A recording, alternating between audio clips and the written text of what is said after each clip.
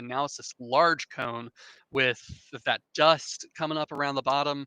Um, Again, props to our producers and our editors for grabbing that so quickly. And so we were really glad that we had this resource from Arkansas DOT. Of course, this is actually velocity. I mentioned it, but the way I had to do it in the graphic system, I had to manually flip it back and forth. Sure. Um, but the debris ball quickly showed up near Bay, Arkansas, right past I-555. Eventually, it went past Lake City, Arkansas there.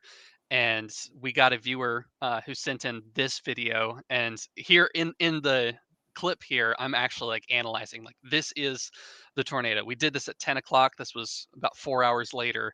Um, but you can just see the massive wall cloud, the tornado itself. There were some horizontal vortices, the cyclonic vortices on the side of that, which of course only happens in large violent tornadoes.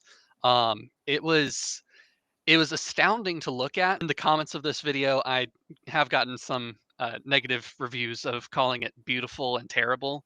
There's nothing Impressive. Yeah. right, right. And Right. and I don't say that to glorify it or say that it is a good thing. It's just this is such pure meteorology come to Hmm. fruition that's where I find that incredible nature of it.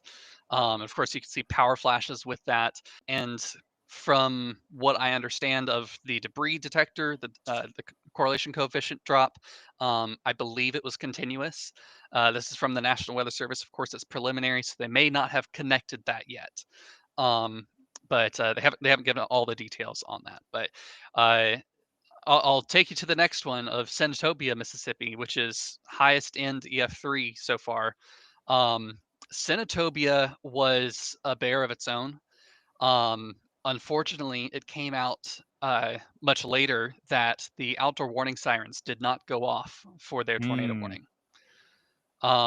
And this is an unfortunate thing. Of course, this is why we urge people to have multiple ways to get warnings, and those outdoor warning sirens aren't intended to wake you up. Even But when that they're is working.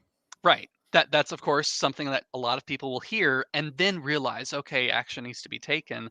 And so with those not going off, um, we don't know what the impact was, but it was a clear need to repair as part of their recovery efforts.